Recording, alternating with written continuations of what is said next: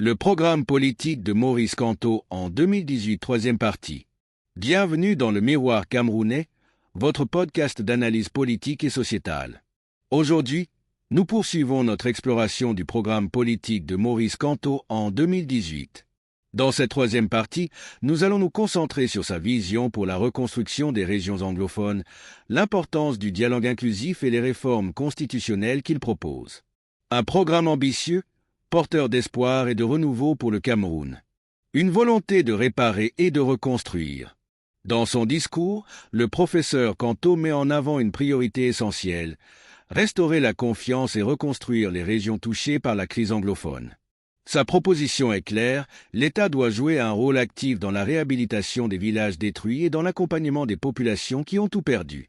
Cette approche pragmatique repose sur un effort financier spécial visant à redonner aux populations affectées les moyens de se reconstruire, non seulement matériellement mais aussi économiquement.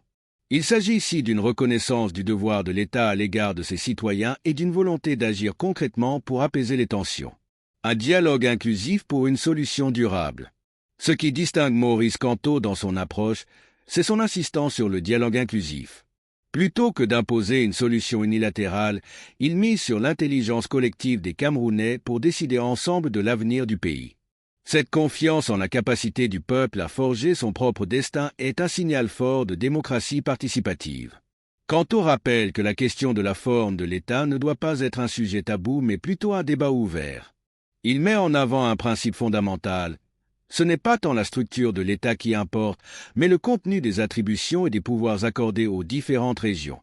Cette flexibilité permettrait de trouver un compromis acceptable pour tous. Des réformes constitutionnelles majeures. Au-delà de la crise anglophone, Kamto propose une refonte profonde des institutions. L'un de ses engagements les plus significatifs est la limitation du mandat présidentiel à un seul mandat renouvelable une fois.